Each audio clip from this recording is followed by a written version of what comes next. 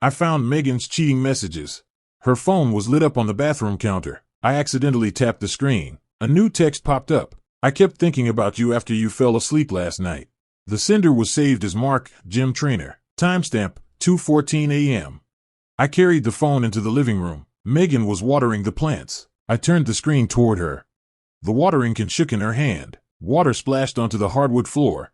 Jason, I can explain, she said. There was panic on her face, but it vanished quickly, replaced by the same calm expression she used when handling a crisis at work. Explain, I said, setting the phone on the coffee table. She said it was just flirting. She said our marriage had lost its spark. She said she never meant for things to get out of control. She said she could end it immediately. Her voice was steady. She looked right at me. She said she could handle it. She said she could set boundaries, bring things back into a safe zone. I looked at her. 7 years of marriage. It was the first time I felt like I didn't recognize her face. You're going to cut him off, I said. It wasn't a question. Of course, she said. She walked over and tried to take my hand. I pulled away. That night she was on the phone in the study for a long time. Her voice was low, but I could still hear. We need to cool off, she said. My husband found out. A long silence. Then her voice rose slightly. So where exactly do you expect me to go? Then nothing. I stood in the hallway shadows. I saw her gripping the phone, knuckles white. Her mouth opened, but no sound came out. Finally she said, I'll call you later, and hung up. She sat at her desk for 10 minutes without moving. The next night at dinner, I asked her, is it over? Completely? I'm handling it, she said. How? I asked. It takes time. Mark's emotionally unstable. I'm afraid he might do something extreme. So you're still in contact, I said. Just to help him calm down, she said. Where's your boundary? I asked. How much contact counts as safe? Her steak knife stopped mid-cut. Occasional texts, she said, then quickly added, just to make sure he's okay. Seeing him? I asked. Not alone, she said. So you are seeing him, I said. She put down her fork and knife. Jason, you're pressuring me. I'm asking where the line is, I said. You can't say it's over, and you can't say how far is too far, right? Her face went pale. After that, her phone never left her side. She even took it into the shower, but I still saw the messages. Mark kept texting after midnight. She replied. Short responses, just a few words, but she replied. On Friday she said she was staying overnight at a girlfriend's place. I called the friend. She wasn't there.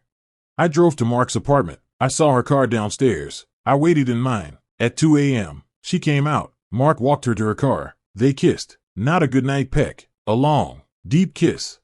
I honked the horn. They jumped apart like they'd been electrocuted. Megan saw my car. I'll never forget her expression. It wasn't guilt. It was irritation, like I'd interrupted something important. I got out and walked toward them. Mark stepped forward, then stopped when I looked at him.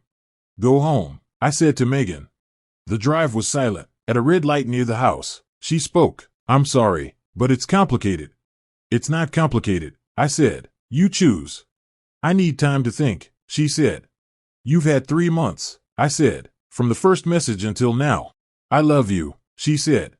You love him too, I said. That's different, she said. Yeah, I said. One's a husband, one's a lover. You want both. She started crying. She said she didn't know how things got this far. She said it started as just chatting. She thought she could control it. You thought you could stand on the line, I said, but you crossed it a long time ago. Now you're standing over there, asking if you can keep 1 foot back here. She said nothing. The next day I hired a lawyer. When she got the papers, she rushed into my office. You're going to destroy everything? You already did, I said. That's when she really panicked. She quit the gym, blocked Mark everywhere. She made breakfast, ironed my shirts, like when we were newly married. She said she understood now. She said this time it was really over. Too late. On the 3rd day after the divorce process started, Mark showed up at my door. His eyes were red. He said Megan had blocked him too, said she'd played him, said they'd made plans for a future. Now he'd been tossed aside like trash. I let him in. We sat in the living room. Megan came back from grocery shopping. When she saw Mark, the bags dropped from her hands. Oranges rolled across the floor. You two talk, I said. I went upstairs to the study, left the door open. I could hear everything. Mark's voice, you said you'd get divorced. Megan's voice, I was wrong. I love my husband. What about everything you told me? That was a mistake. It's over. You used me to fill the emptiness. Now you feel better. You kicked me away. I'm sorry. Bitch. I heard something shatter. I went downstairs and saw Mark had smashed a vase on the floor. Megan was crying. I called the police. As they took Mark away, he screamed at her, "You'll regret this."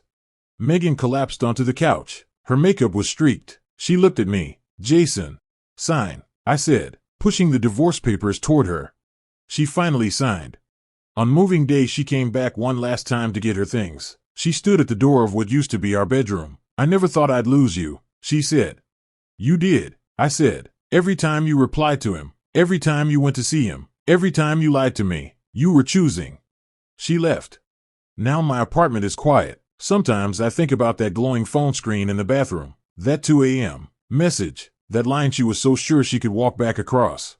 The line never existed. The moment she took the first step, there was only one road left. And it led here.